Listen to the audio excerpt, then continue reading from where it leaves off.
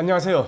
매일 새로운 정보를 드리는 채널 보상과 배상TV입니다. 구독과 좋아요, 알림 설정은 꼭 부탁드립니다. 오늘은 우리가 교통사고가 나면요, 정당한 보상을 받기 위해서 장애 진단을 발급받는 경우가 있습니다.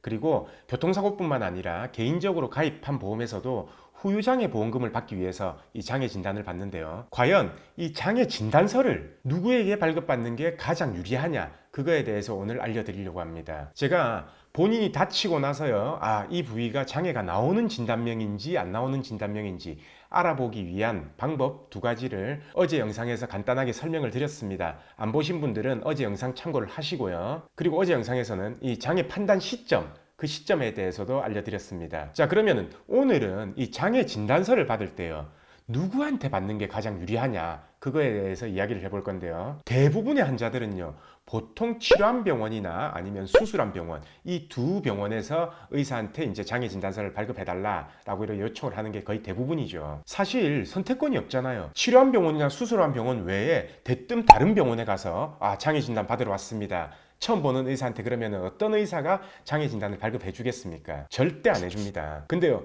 사실 보면요, 수술한 의사나 치료한 의사, 이 보통 이런 의사들이요, 장애 진단에 대해서는요, 특히 보험회사에 제출하는 장애 진단서에 대해서는 엄청 회의적입니다. 거부 반응이 되게 심하다는 거죠. 그래서 이렇게 우리가 보통 장애 진단을 받을 수 있는 시점이 수술하고 나서 6개월 뒤거든요. 근데 6개월 뒤에 수술한 의사한테 또는 치료한 의사한테 이렇게 장애 진단을 발급해달라고 하면요, 보통 의사들은 아직 판정 시기가 아니다, 그리고 핀 제거하고 보자, 그리고 이건 장애가 안 남는다, 재활 열심히 하면 나을 수 있다, 재활을 안 해서 그런 거다 라고 이렇게 말하는 게 대부분일 겁니다. 그래서 보통은 전문가를 선임하면요, 제3의 병원, 제3의 의사한테 가서 장애 진단을 받게 되는 거죠. 물론 이 제3의 병원은요, 크면 클수록 좋습니다. 대학병원이나 종합병원이나 아니면 국공립병원 등. 그러면은 이렇게 생각하시는 분들이 있을 거예요.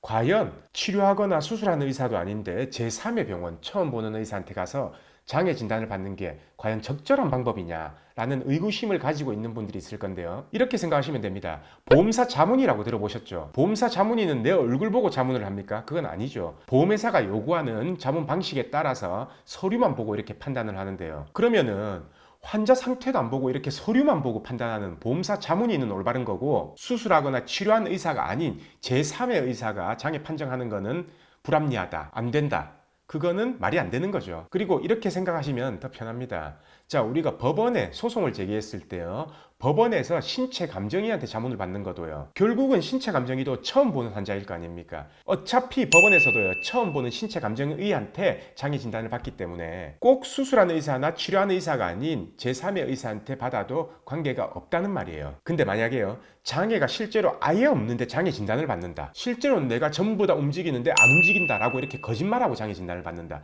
이거는 보험 사기입니다. 그래서 이렇게 하는 건 당연히 안 되고요. 물론 의사마다 장애 측정 방법이 다르기 때문에 최대한 환자한테 유리하게 측정할 수 있는 의사, 그 의사한테 받는 거는 당연한 권리 아닙니까? 그래서 오늘 제가 말씀드린 내용을 요약하면요, 누가 봐도 장애가 확실하고 장애율 또한 전혀 분쟁이 없는 장애다 라고 한다면은 수술하는 의사나 치료하는 의사도 분명히 장애 진단을 써줄 겁니다. 하지만 의사마다, 개개인 의사마다 판단이 다 다른 이런 진단명, 그리고 이런 장애 같은 경우에는요, 최대한 내한테 객관적으로 유리하게 해줄 수 있는 의사, 병원에서 받는 게 가장 합리적입니다. 그리고 치료한 의사나 수술한 의사가 장애에 대한 회의적이다 라고 한다면요, 전문가를 선임하셔가지고요, 제3의 병원에서 장애 감정을 받아보는 것도 좋은 방법일 수 있으니까 여러 부분들을 고려해서 판단하시길 바랍니다. 자, 그럼 오늘 영상은 여기까지 하고요, 내일도 새로운 주제를 가지고 오겠습니다. 오늘 영상 끝까지 봐주신 구독자분들 감사드립니다.